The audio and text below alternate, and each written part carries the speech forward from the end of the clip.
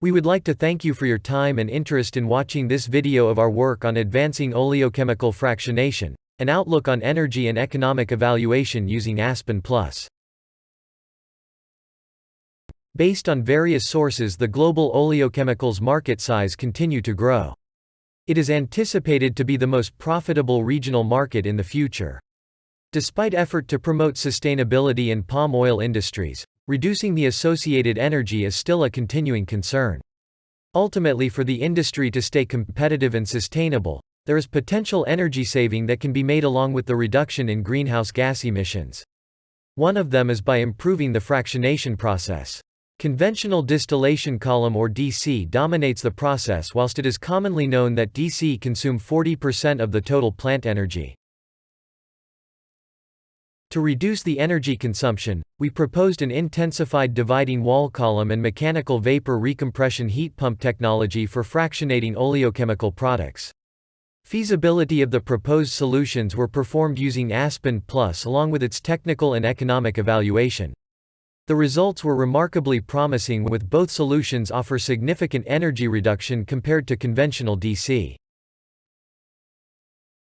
As one of the key players in the oleochemical industry, most of Malaysian oleochemical plants operated using conventional DC.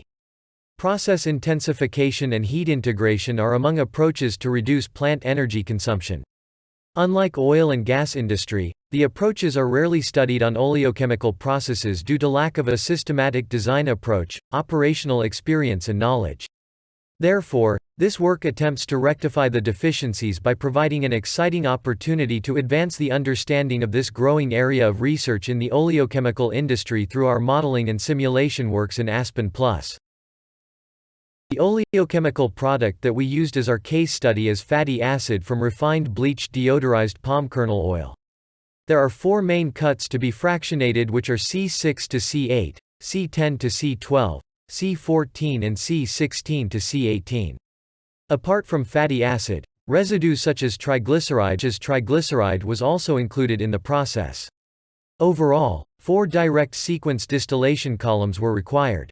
It is important to note that, to avoid product degradation, temperature of the column need to be operated under 260 degrees Celsius with vacuum pressure between 10 to 40 mV. DWC model block is not readily available in Aspen+ and had to be customized. A DWC model is built on 4 red frac blocks representing 4 internal sections of DWC with a condenser and reboiler as well as a liquid and vapor splitter. This customization, however, creates complex interactions, thus lowering the convergence and require a lot of parameter tweaking and tuning. In this work, 2 sets of DWC models were needed. A step-by-step design procedures were introduced from shortcut to rigorous model to aid the design. Packing sizing option was added along with transfer blocks to prevent negative pressure and ensuring pressure consistency for each run. Reboiler and condenser design and costs were calculated using Aspen EDR, while environmental analysis was done using carbon tracking tool. In addition to the steady-state modeling, a pressure-driven dynamic model of DWC was developed using Aspen Dynamics. The aim is to study the dynamic response and control performance analysis. Relative gain array and singular value analysis were performed in Aspen+ to select suitable control loop pairing and configuration. The control loop performance was then analyzed in Aspen Dynamics.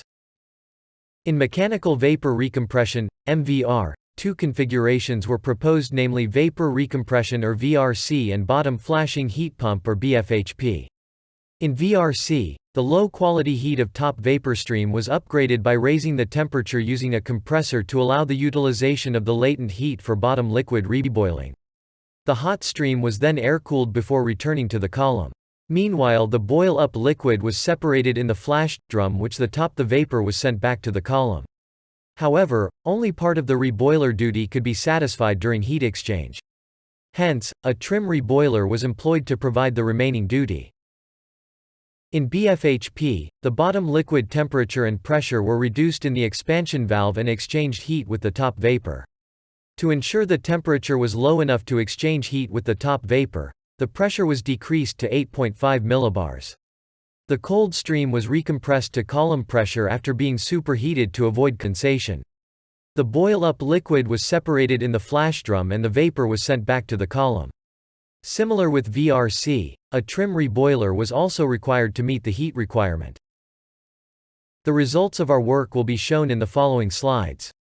On DWC, our work shows a slight advantage of capital cost over conventional DC with savings around 3.1%.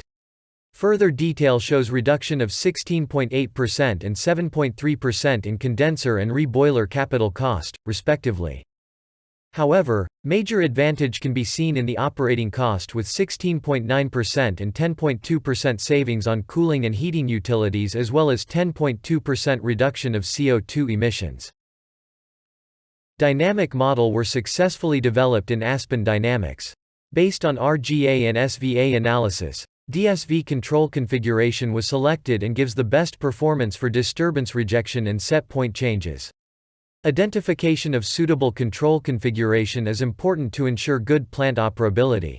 The dynamic model in Aspen Dynamics can be extended to other applications such as advanced process control, process trainers and operator training simulator.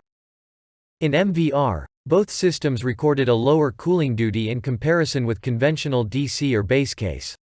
This is due to the elimination of top condenser in which only 43% of the original cooling duty is required for VRC and 51% for BFHP. These cooling requirements comes from the air cooling of the hot stream after exchanging heat. Meanwhile for heating, it is apparent that VRC requires the least energy with 47% of base case hot utility requirement. BFHP on the other hand, consumed more energy than VRC but still less than base case by 19%, mainly contributed by the electricity to drive the compressor with higher compression ratio than the VRC. Overall, the total energy requirement in both MVR systems are lower than the base case, with VRC only require 50% while BFHP requires 76% of the base case total energy. Note that BFHP requires extreme vacuum condition and high compression work. A close look at the economic analysis table indicates higher capex value recorded in both MVR systems. It is expected as additional equipment are required in the systems. BFHP has the highest capex and OPEX due to its larger compressor than the VRC. In comparison with base case, VRC has excellently outperformed it in terms of utility cost. Despite higher capex value, the fact that VRC experienced less 50% utility cost than the original column is very encouraging. In a long run, VRC plant profitability can be increased by the amount saved on its operation cost. That's all from us. We would like to thank those who has contributed to this work. Special thanks to Department of Higher Education Malaysia and University Malaysia Pahang for their financial support. Last but not least, our gratitude to AspenTech for giving us the opportunity to present our work in Optimize 21. Thank you for watching.